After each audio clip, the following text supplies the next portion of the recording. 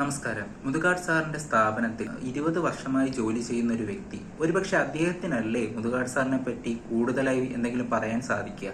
കുറച്ചു മുന്നേ മറ്റൊരു ചാനലിൽ അദ്ദേഹം കൊടുത്ത ഒരു ഇന്റർവ്യൂവിൽ പറഞ്ഞ ചില കാര്യങ്ങൾ നമുക്കതൊന്ന് കേട്ടു നോക്കാം. മുതുകാട് സാറിന്റെ കാര്യങ്ങൾ ഏകദേശം അറിയാം എനിക്ക്. കാരണം വെച്ചാൽ സാറിന്റെ MME എന്നുള്ളത് മുതുകാട് മാജിക്കൽ എന്റർടൈനേഴ്സ് ഉള്ള സാറിന്റെ ട്രൂപ്പിൽ ആയിരുന്നു ഞാൻ. സാറ് ഷോ നിർത്തിയപ്പോൾ സാറിന് പറഞ്ഞു ഇതുപോലെ എൻ്റെ കൂടെ നിൽക്കാൻ പറ്റുന്നവർക്ക് നിൽക്കണം.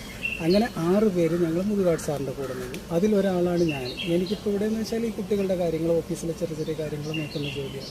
പിന്നെ വിവാദങ്ങൾ എന്ന് പറയുന്നത് തികച്ചും പച്ചക്കള്ളം ആണ് ഈ പറഞ്ഞു പോകുന്നത്. കാരണം ഈ പറയുന്നവർ എല്ലാം ചെയ്യേണ്ടിയിരുന്നത് ഇതിപ്പോൾ ചിത്രയാണെങ്കിൽ പോലും അല്ലെങ്കിൽ ഷിഹാബാണെങ്കിൽ പോലും ചിത്ര ഇവിടെ ഇത്രയും വർഷം ഇവിടെ നിന്ന് ഏകദേശം 5 വർഷത്തോളം ഇപ്പോൾ ഈ തിരുവോണത്തിന് വരെ ചിത്രയുടെ മോൻ ഇവിടെ ഉണ്ടായിരുന്നു, നമ്മുടെ കൂടെ ഉണ്ടായിരുന്നു. അപ്പോൾ ഈ ചിത്ര ചെയ്യേണ്ടിയിരുന്ന അമേരിക്കയിൽ പോയി വിവാദം ഒന്നും ഉണ്ടാക്കാതെ അവിടെ പോയി കണ്ട കാര്യങ്ങൾ മനസ്സിലാക്കി ഒരു സ്ഥാപനത്തോട് സ്നേഹമാണ്, കൂറാണ് എങ്കിൽ അവർ ചെയ്യേണ്ടിയിരുന്നത് ഇവിടെ ഇങ്ങനെ ഡെവലപ്മെൻറ്റ്സ് ആണ്.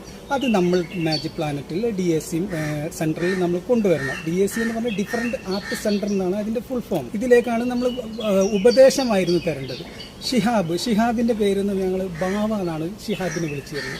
ഷിഹാബ് താമസിച്ച റൂമോ കാര്യങ്ങളോ അതിനുള്ള കാര്യങ്ങളെല്ലാം നമുക്കറിയാം. കാരണം വെച്ചാൽ ബാവനെ നമ്മൾ അങ്ങനെ നോക്കിക്കൊണ്ടിരുന്നത്. കാരണം വെച്ചാൽ ഇതെല്ലാം വെറുതെ ഇപ്പോൾ 5 വർഷം ഇങ്ങനെ മനസ്സിൽ കൊണ്ടു നടന്ന് കരിമൂർഖന്മാരും വരി വിഷങ്ങൾ ഉള്ളിൽ കൊണ്ട് നടക്കുകയല്ലായിരുന്നു വേണ്ടത്. അത് വേണ്ടത് അത് പിന്നീട് ഇങ്ങനെ എടുത്തു വെച്ചാൽ അത് ദ്രോഹിക്കല്ല.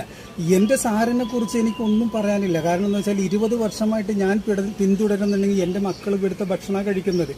നിങ്ങളൊരു കാര്യം ശ്രദ്ധിക്കണം, എൻ്റെ സാർ ഒരു വാച്ച് പോലും കെട്ടില്ല. മുതുകാട് സാറ് കൊണ്ട് നടക്കുന്ന ഒരു വാഹനം നിങ്ങൾ ശ്രദ്ധിച്ചാൽ മതി. അതൊക്കെ ഇവർ മനസ്സിലാക്കണം.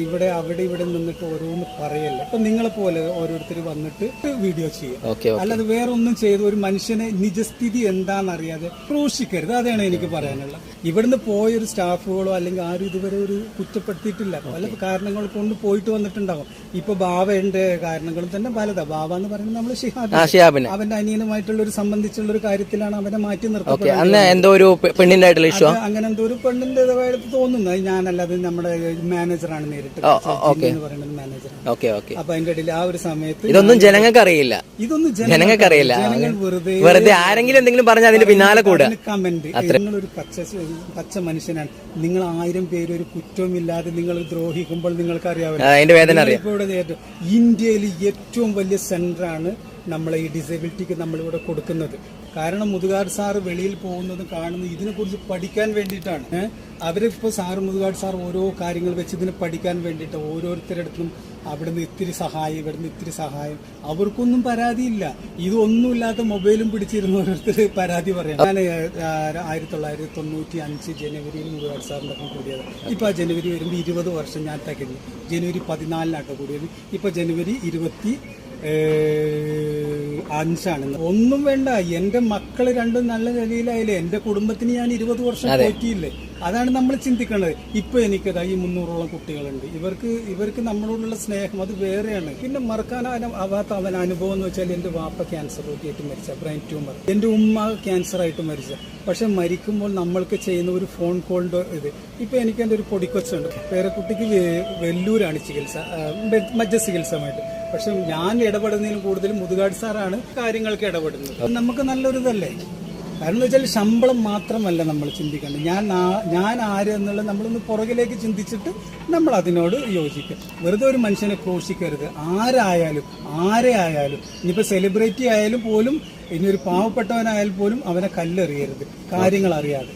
ഗഫൂർ കെ പോലെ ഒരു വ്യക്തി ഇത്തരം ആരോപണങ്ങളൊക്കെ ഉണ്ടായതിനു ശേഷവും മുതുകാട് സാറിനോടൊപ്പം ഇപ്പോഴും നിൽക്കുന്നുണ്ടെങ്കിൽ മുതുകാട് സാർ ചെയ്ത നന്മ അതൊന്നുകൊണ്ട് മാത്രമാണ്.